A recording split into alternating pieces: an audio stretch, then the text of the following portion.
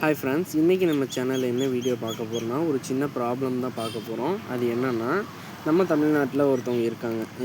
புதுசாக வர எந்த சேனலையும் வளர விடக்கூடாது, நம்ம மட்டும்தான் டியூபர் சேல் பண்ணணும், வேறு யாரையும் சேல் பண்ணக்கூடாது, நமக்கு மேலே யாரும் வளர்ந்துருவாங்களோ இப்படின்னு நினச்சிட்டு இருக்க ஒரு சில பேர் தான் நம்ம பார்க்க போகிறோம். இப்போ என்ன நடந்ததுன்னா, வேறு ஒரு சேனல் வந்து நம்மள்ட்ட டியூபர்ஸ் வாங்கின கஸ்டமர் யாரோ அதில் போய் கமெண்ட் போட்டிருக்காங்க.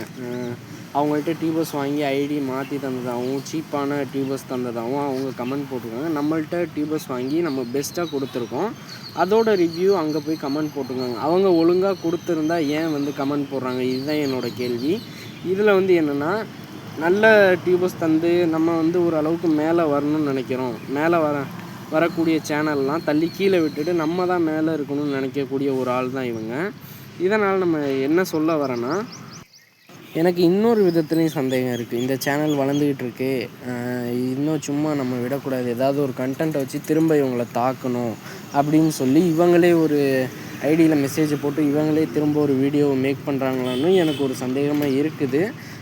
இவங்களால் பாதிக்கப்பட்டதே எனக்கு ஒரு 20 பேர்த்துக்கு மேலே எனக்கு வாட்ஸ்அப்பில் வந்து மெசேஜ் பண்ணாங்க. இது மாதிரி நான் இந்த சேனலில் வந்து டியூபர்ஸ் வாங்கினேன், எனக்கு சரியாகவே டியூபர்ஸ் தரல, ட்ராபிக்கல் வெரைட்டின்னு சொல்லி செமி ட்ராபிக்கல், பூக்காத வெரைட்டி, நிறைய வெரைட்டி எனக்கு கொடுத்து தள்ளிட்டாங்கன்னு எனக்கு நிறைய பேர் வந்து மெசேஜ் பண்ணிங்க. அவங்க எல்லாருமே இந்த வீடியோவில் வந்து ஒரு கமெண்ட் போடுங்க. அப்போ தான் யார் நல்லவங்க யார் கெட்டவங்கன்னு இந்த தமிழ்நாட்டுக்கு தெரியும்.